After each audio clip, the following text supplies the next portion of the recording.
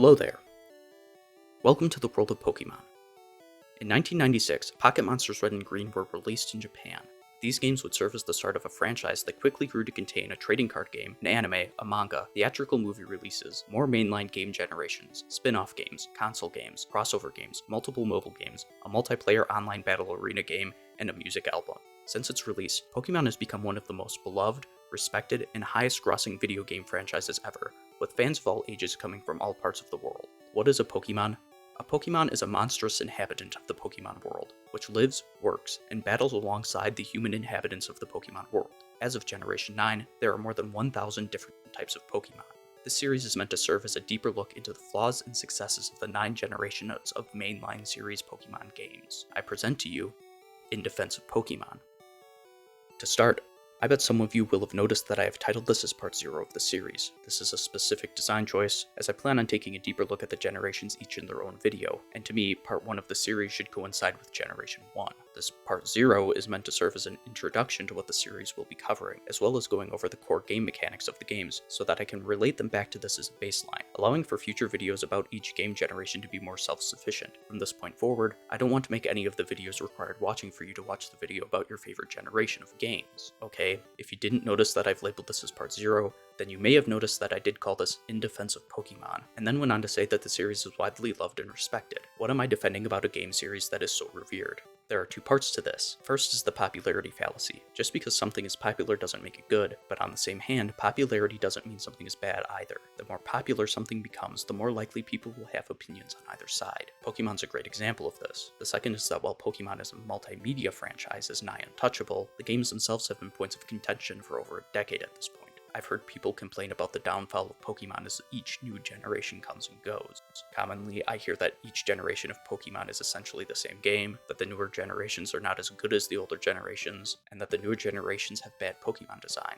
By the end of the series, I plan on addressing each of these issues, and plenty more, one by one going through each generation with a fine-tooth comb, to look at how each one addresses the issues that are present in every generation of games. But also, I'm going to need everyone to keep an open mind. I'm not trying to prove that your least favorite games are actually the best, nor am I trying to prove that your favorite games are actually the worst. I'm just looking at the series, albeit subjectively, to try and find what makes it popular in the first place. This series is solely meant to look at the core games of the series. That means I will not be taking into consideration any of the information present in the anime, movies, manga, or spin-off games unless it's present in the mainline games. That means no Red, no Ash, no Mystery Dungeon, no Legends Arceus, unless they come up in game. I understand this might not be a popular decision on my part, but if I start adding pieces of the franchise, where do I stop?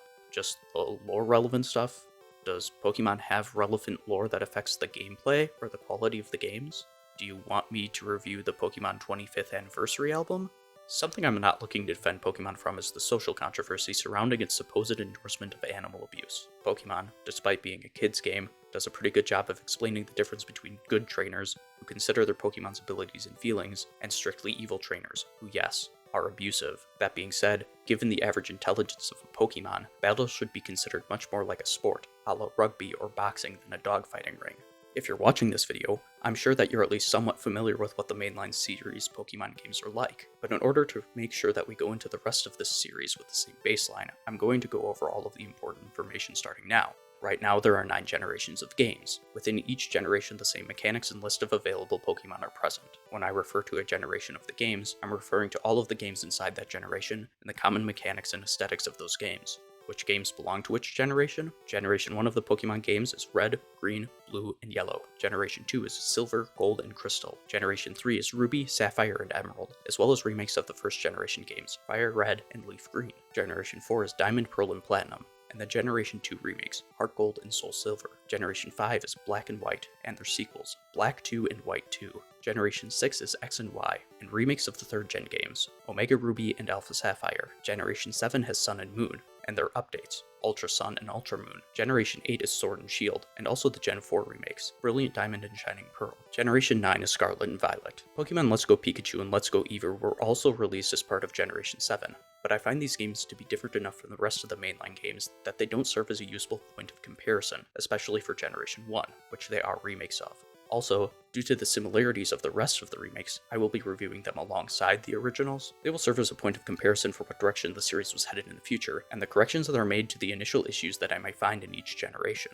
In order to look at each of the generations, though, we have to determine what a mainline series Pokemon game is. Pokemon games are what I would call third-person turn-based monster catcher JRPGs. That's probably going to sound like a lot of nonsense words to a fair number of people, so I'm going to break that down a little bit. To start, each mainline Pokemon game is played from the third-person perspective. This is especially obvious with one of the core game mechanics, map exploration, which I will get to shortly. The next two terms, turn-based and monster catcher, both refer to the other main game mechanic, battling. Again, we will get to this more in depth in this video, but for now just know that your character and opponent take turns engaging in battles with the Pokemon that you catch throughout the games. Turn-based is typically used when describing types of strategy games, and in some ways, when played at the absolute highest level, that's what Pokemon is, a turn-based strategy game, much like Civilization or Fire Emblem. Pokemon was one of the first monster catcher type games, but now the genre has really become more popular since the advent of the series. Games like Spectros really fall in line with the Pokemon model, while monster catching mechanics, like Hanit's ability in Octopath Traveler, almost allow you to play as a Pokemon trainer inside other games. Pokemon games are also somewhat like modern gacha games, in that there is a collect and use your favorite aspect to the games, but that's pretty much where the similarities end with those. JRPG is a term used to describe role-playing games that have origins in Japan,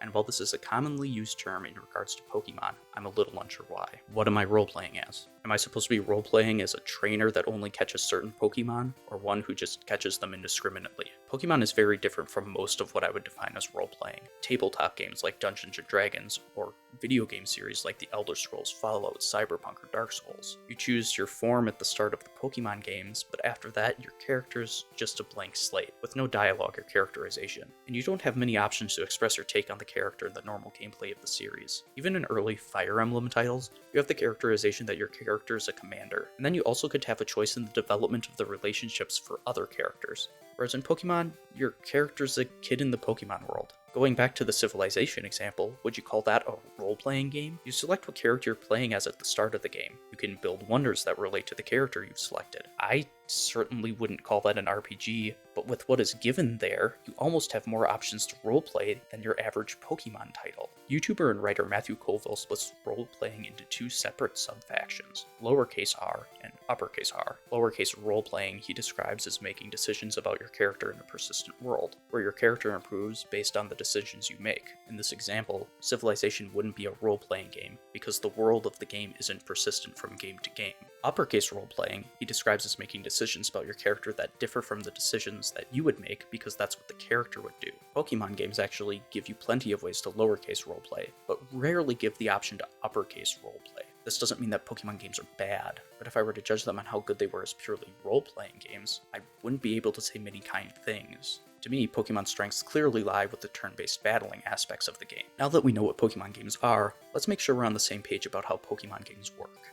The mechanics of the Pokemon games are complex, and most of them change from generation to generation. I'm going to look at the core gameplay mechanics of the games and present them in the form that's most common throughout the games, or the one that's most relevant, for a point of comparison for each generation. The first of the two main gameplay mechanics is the map exploration aspect of the game. In generations 1 through 5, this is done in a top-down, two-dimensional aspect, and from Generation 6 onward, this is done in a three-dimensional isometric aspect. The map is broken down into two different types of areas, cities and routes. Cities, towns, and villages are typically safe areas for the player. Usually only important battles will take place inside of the bounds of a city. Inside of cities, you will find various buildings including Pokemon centers, which heal your team, Pokemarts, where items can be bought and sold, and living quarters, where you can encounter the non-player characters of the world and talk to them about the world that the game takes place in. In most games, gyms can be found inside the cities. They serve as milestones for the player as they work their way through the games. Routes can be further broken down into the type of route that they are. Path routes, cave routes, and open water routes. Path routes will have two sections, a walking path, where the player is likely to be confronted with Pokemon trainer battles, and tall grass, where the Pokemon will encounter wild Pokemon. Because the trainers are usually tougher battles, this gives the player the option of avoiding trainers and coming back later, or rushing through and saving time. Cave routes and open water routes unlike path routes, will have Pokemon randomly appear even outside of tall grass. However, they usually have fewer trainers, or have better ways to avoid trainers. Exploring the map in Pokemon can be quite the adventure, as the battles will slowly deplete your resources, and on occasion, this will mean that you have to head back to the last town you were in, or risk the punishment of whiting out, losing some money and being forced back to the last Pokemon Center you were at. Map exploration is further aided by the use of special Pokemon abilities, which can be used to access new parts of the world.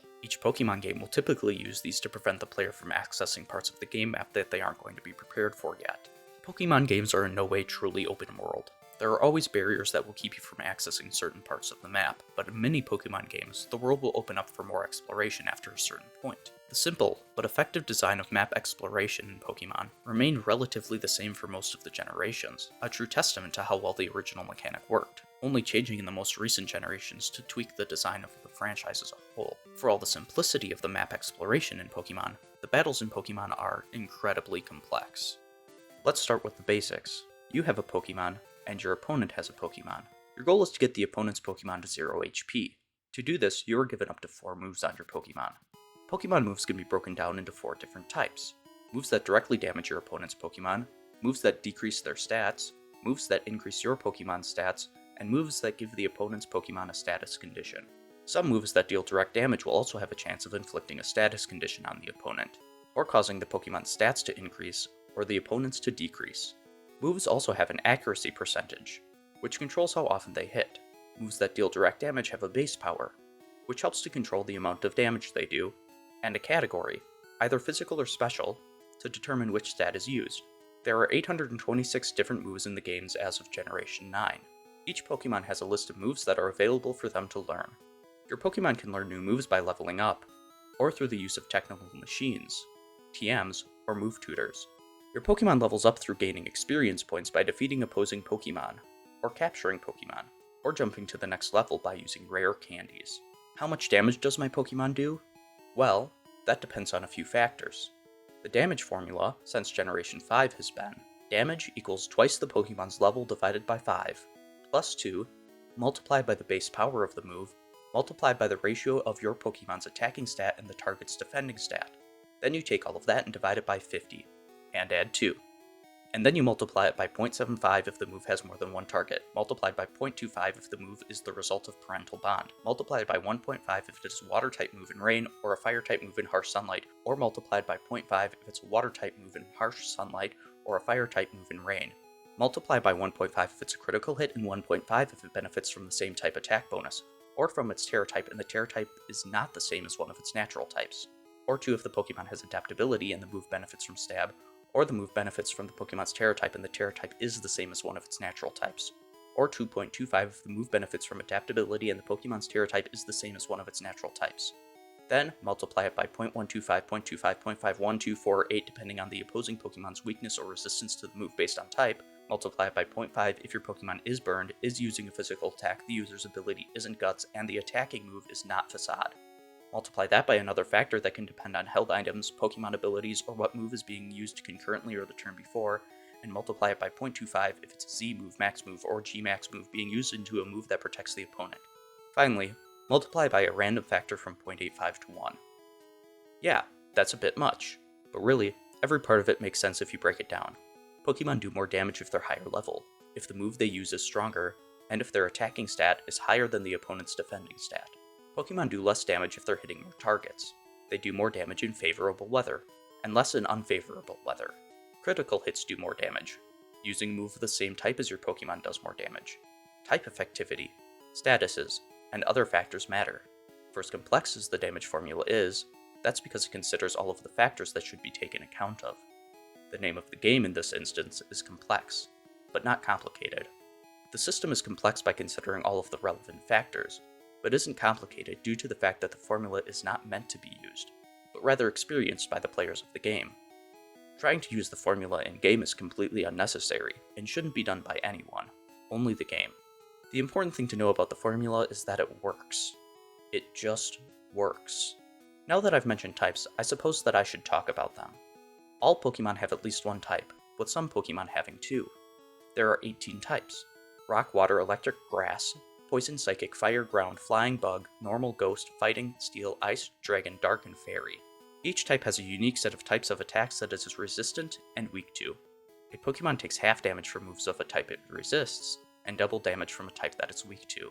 If a type is immune to a type, that means it takes no damage from moves of that type. Pokemon type effectivity stacks when a Pokemon has more than one type.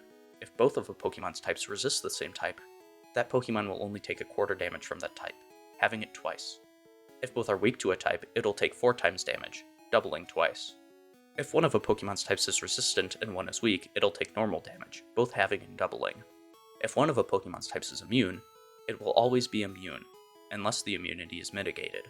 Yet again, this seems like a fairly complex system, and again, this is because the system, instead of trying to be memorized and utilized at all points, is meant to be experienced by the player. Again, the complex but not complicated design follows through. There are some hints to how things will work. Half of types resist themselves, while only 2 are weak to their own type. No 2 types both resist each other, the closest being normal types and ghost types both being immune to each other. All types' resistances and weaknesses make sense in some way, even if that reasoning isn't always obvious. Fire, water, and grass form the core trio of the games, each weak to one and resistant to the other. Fire being effective against grass and weak to water makes logical sense. And if instead of thinking about why grass is strong against water, you ask why grass is resistant, it makes plenty of sense. Plants soak up water. Electric types are strong against water, because impure water is a good conductor. The ground doesn't conduct electricity, so it's immune. Ghost is immune to normal and fighting because there's nothing tangible to hit. Flying types don't land on the ground, so as long as they're flying, they're immune to ground-type moves. Psychic types are weak to common fears that people have: bugs, ghosts, and the dark. Steel types are weak to fire types because the heat will remove the temper from the metal. But why are fairy types weak to steel types? It comes from an old elf trope about being weak to metal weapons. You can find examples like these for all of the type weaknesses and resistances, and it gives the system a base that makes it seem reasonable. The type system is what defines the trainers of the Pokemon games, and I think it's a pretty good defining part of the games as well. Let's head back to the damage formula. Since I've already talked about leveling, the next 2 factors in the formula both have to do with the stats of a Pokemon. Pokemon have 6 stats: HP, Attack, Special Attack, Defense, Special Defense, and Speed. Different Pokemon have different stats based on a base stat number for each stat. A level 100 Pokemon's base stats in Attack, Defense, Speed, Special Attack, and Special Defense will be exactly 5 more than double its base stat values in each, while the HP stat will be 110 plus double the base stat value. In addition, each individual Pokemon will have a set of special traits, called individual strengths, which are commonly referred to as IVs as a shortening of the fan term, individual values. A Pokemon can have an IV in each stat of between 0 and 31, which will increase the stat of the Pokemon at level 100 by 1 point per each IV. Pokemon also earn EVs, effort values, by defeating or catching Pokemon. Each Pokemon that you defeat or catch will drop EVs for a particular stat. Pokemon can earn up to 252 EVs in a single stat and earn a total between all stats of 508. For every 4 EVs a Pokemon gets, the corresponding stat increases by 1 point at level 100. Of course, Pokemon aren't always level 100, so the factor of the Pokemon's level over 100 is taken into consideration as well. Since Generation 3, Pokemon have had natures that can impact every stat excluding HP. If a nature affects the Pokemon stat beneficially, it becomes 110% of its value. If negatively, it becomes 90% of its value. Stat calculation based on level is one of the things that ties Pokemon to the RPG tag, but one of the more unique aspects is that instead of bettering the main character of the game, it betters the Pokemon that they use. This allows for the assumption that the trainer is getting better at using their Pokemon as they level, even though there are few gameplay mechanics that actually suggest that the trainer has become more capable. The stat system is the first system in the game that I actually have a few gripes with. First, the EV system means that if you're looking to optimize the game, you have to fight the same few enemies over and over again. Also, most optimal spreads just involve maximizing the number of EVs in the correct stats. Although the EV system does allow for some complexity in the competitive scene, as EV spreads can be optimized to take into account the current competitive meta, it also serves as a barrier for entry to the competitive scene, as simply playing through the game's stories will almost always lead to unoptimized EV spreads. That being said, due to its flexibility, I like the EV system. The IV system, however, while it had its uses in earlier generations, now just serves as a way to weaken wild Pokemon, and to encourage optimization through breeding. That's right, you can breed Pokemon specifically for their individual traits, and their natures as well. This is done using an Everstone to ensure the correct nature, and a Destiny Knot, which allows for 5 of the 6 IVs to be passed down to the offspring through breeding. These breeding-specific items were introduced in Gens 3 and 4. Now, I mentioned that I wasn't looking to address social controversies in Pokemon, but I think eugenics is where I'm going to draw the line. I can't attest to what the intentions of the breeding system were. Perhaps it was meant to be similar to dog breeding, but even that isn't exactly the most socially neutral place to be these days. And if Pokemon breeding was meant to be like dog breeding, wouldn't that make battles like dogfighting? I thought that Pokemon were intelligent enough that this wasn't the case. But if Pokemon are intelligent, where does that land breeding? Regardless, even implying the idea to children that you can specifically breed for desirable traits is a dangerous line to walk. Especially with how far gene editing technology has come since the first games to introduce the breeding mechanic. Of course, the breeding mechanics in Pokemon are at least somewhat accurate to the science, although Pokemon has no real punishment for inbreeding, as an accurate inbreeding mechanic would border on much more than necessary for a kid's game. If I were to remake the system for Generation 10, I would A.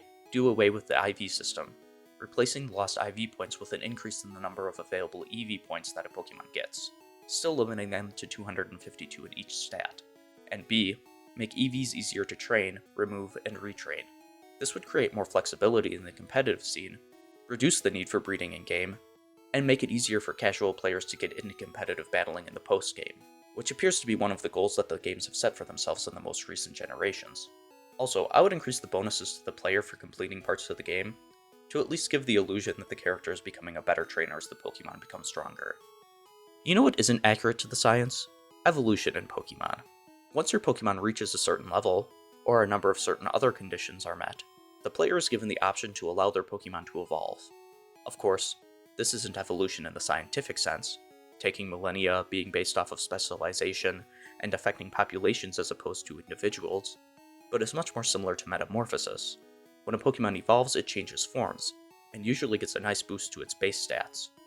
Evolution as it stands is such a core feature of the games that I couldn't imagine a mainline game that doesn't have it. But that doesn't mean that I think that calling it evolution isn't a misnomer. Alright, now that we understand what one Pokemon can do, it's time to talk about catching more Pokemon. Since Generation 3, the formula for the likelihood of catching a Pokemon has more or less remained the same. Catch chance is equal to 3 times the maximum HP of the target minus 2 times the current HP multiplied by 4,096 times the catch rate of the target times a multiplier for the ball. Take all that and divide by 3 times the target's max HP, and then multiply that by a modifier if the target has any status conditions. Well, not really. That's actually the formula for the modified catch rate, which the game then uses to calculate another factor called shake probability. To calculate the shake probability, you take 1,048,560 and divide by the square root of 16,711,680, divided by the modified catch rate. The game then performs 4 shake checks by inputting random numbers between 0 and 65,535. If the number is less than the shake probability, the check fails and the Pokemon breaks free. However, if the modified catch rate of the Pokemon is 255 or higher, the checks will automatically succeed. This means that your chance of catching a Pokemon is approximately equal to the modified catch rate divided by 255, or more accurately, the shake probability over 65,535 to the 4th power. You can catch Pokemon until you have the maximum of 6 Pokemon in your party. If you have 6 Pokemon, catching another will send the one that you catch to the PC. And now we're back to systems that I don't really have a complaint about. The catch rate formula and shake probability create a great feel to catching new members for your party, with shake mechanic being a core part of that feel. And if the equation responsible for all that shaking is a bit strange, and I will admit complicated, who am I to complain about that? It's a well-designed system, especially given the number of factors that are involved. Pokemon that are at low HP are easier to catch. Pokemon who are more rare are tougher to catch. Using a better ball and applying status conditions increase your chances of catching the Pokemon. And with that, I've covered all of the aspects of battling in Pokemon. And yes, I consider the catching mechanics to be an aspect of battling, as catching takes place inside of battle. And despite my gripes with the way that stats work, specifically IVs, I actually like the battling mechanic in Pokemon a lot. It's one of my favorite turn-based RPG mechanics. It's my favorite part of the games that I love. And seeing how it has grown and improved over the years is exciting. And finally, having covered both map exploration and battling, all of the necessary information to finally start analyzing the games themselves has been presented. Starting in the next video, I will go over Generation 1. I want to thank anyone who made it this far into the video, and say that hopefully I won't have to get this in depth with any of the mechanics again, and can just get to analyzing the games themselves. It occurred to me that putting all of this information out up front might be doing myself a disservice, but I really do feel that having all of this laid out at the start is truly necessary, in order to create a baseline for the rest of the games. Catch you in the next one. Death.